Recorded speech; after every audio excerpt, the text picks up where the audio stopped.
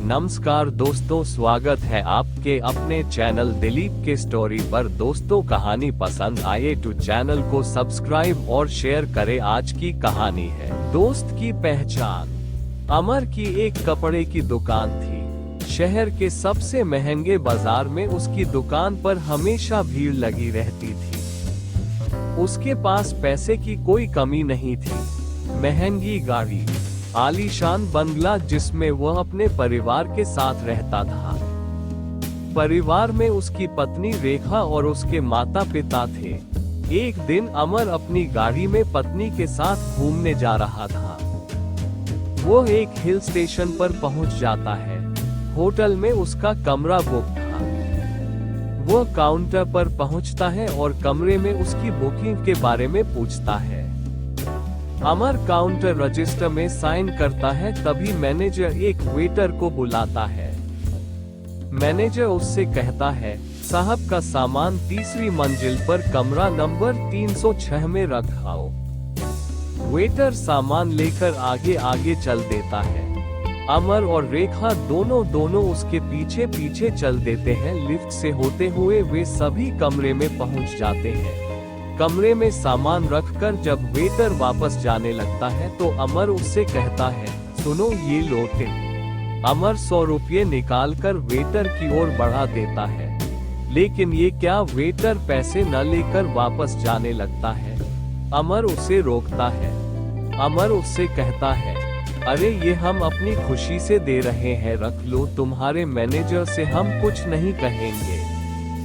Waiter चुपचाप पैसे अपनी जेब में रख लेता है। तभी अमर उसे रोकता है। अमर कहता है, तुम राकेश हो ना?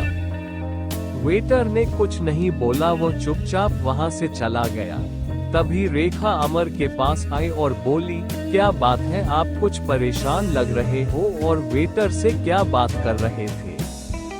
अमर ने कहा, रेखा यह मेरे बचपन का दोस्त था, लेकिन अब मुझे पहचान नहीं रहा है। मैंने तो इसे पहचान लिया है। तुम यहीं रुको, मैं अभी इसके बारे में पता करके आता हूँ। अमर नीचे काउंटर पर पहुंचकर राकेश के बारे में पता करता है तो उसे पता लगता है कि वह तो अभी ड्यूटी खत्म करके घर चला गया। कल सुबह आएगा। अमर ने दूसरे वेटरों से उसके घर के बारे में पूछा, लेकिन किसी को उसका घर मालूम नहीं था। अमर अपने कमरे में वापस आ जाता है। रेखा उससे पूछती है तो अमर कहता है, रेखा हम दोनों बचपन के दोस्त हैं। राकेश पढ़ने में बहुत तेज था, लेकिन फिर इसके पिता पर बहुत कर्ज हो गया था। इसके पिता अपना घर बेचकर कर्ज चुकाकर अपने परिवार के साथ कहीं चले गए। राकेश ने मेरी बहुत मदद की है। अगर वह नहीं होता तो मैं यहाँ तक नहीं पहुँच पाता। अगले दिन राकेश काम पर नहीं आया। राकेश के घर का पता भी नहीं लग पा रहा था।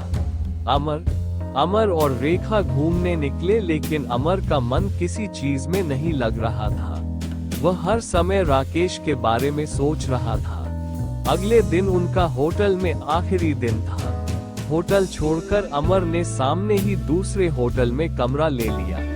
रेखा के पूछने पर उसने बताया, रेखा, राकेश अपनी गरीबी के कारण मुझसे नहीं मिलना चाह रहा है, इसलिए ही मैंने होटल बदल लिया है। उसे पता होगा कि हम होटल कब छोड़ने वाले हैं। सामने होटल में बालकनी से अमर पहले वाले होटल में नजर रख रहा था। चौथे दिन राकेश काम पर आया। अमर ने उसे देखा और वह तुरंत होटल में पहुंच गया।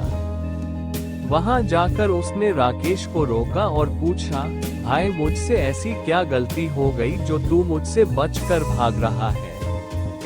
अचानक अमर को अपने सामने देखकर राकेश सकपका गया। फिर वो संभल कर बोला, ऐसी बात नहीं है भाई, तुम कहाँ और मैं कहाँ, अब तुम्हारा मेरा कहाँ मेल है?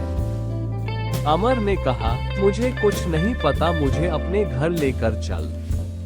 अमर के बहुत जिद करने पर राकेश ने अपने मैनेजर से बात की और अमर को लेकर अपने घर पहुंच गया।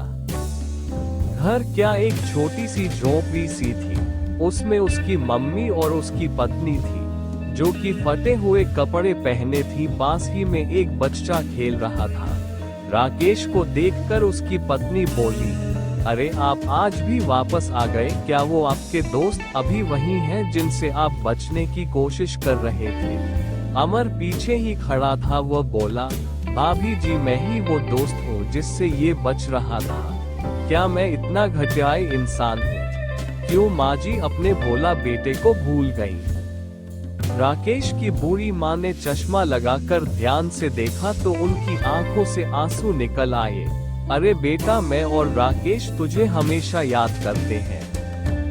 कभी कभी अखबार में तेरी दुकान का इश्तहार छपता है, उसमें तेरी फोटो देखकर ये तुझे बहुत याद करता है। अमर ने कहा, अरे तुम लोग इतनी परेशानी में हो क्यों भाई? तू मुझसे मिलने क्यों नहीं आया? राकेश ने अपने आंसू पोंछते हुए कहा, भाई मुझे लगागा तू मुझ गरीब को पहचानेगा या नहीं। वहाँ कहीं तूने मेरी बेइज्जती कर दी तो मेरा जीना मुश्किल हो जाएगा। तभी राकेश की पत्नी बोली, भैया इनकी कोई गलती नहीं है। आप ही देखो हम किस हाल में हैं। ऐसे में तो अपने भी मुंह मोड़ जाते हैं। इन्हें इसी बात का डर था। खैर आप बैठो, मैं आपके लिए चाय बनाती हूँ। अमर बोला, चल अपना सामान बांध ले, मेरे साथ चल। दोनों भाई भाई मिलकर दुकान चलाएंगे।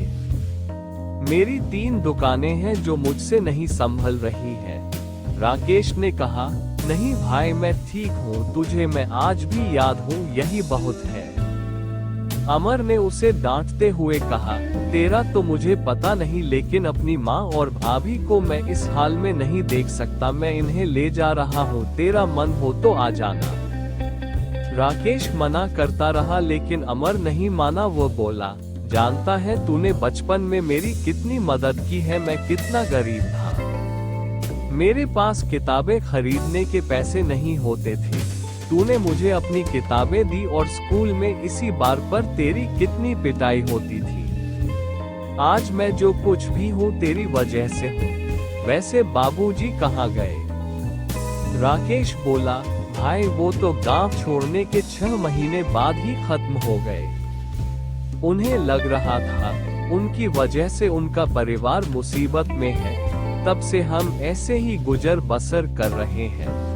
अमर उन्हें सामान बांधने का बोलकर वापस होटल आया और रेखा को सारी बात बताई। रेखा बहुत खुश हुई, उसका पति अपने दोस्त की मदद कर रहा है। दोनों ने जाकर राकेश का सारा सामान ट्रक में चढ़वाया और उन्हें अपने घर ले आए। वहां दोनों भाइयों की तरह रहने लगे। राकेश अब धीरे धीरे काम सीखने लगा।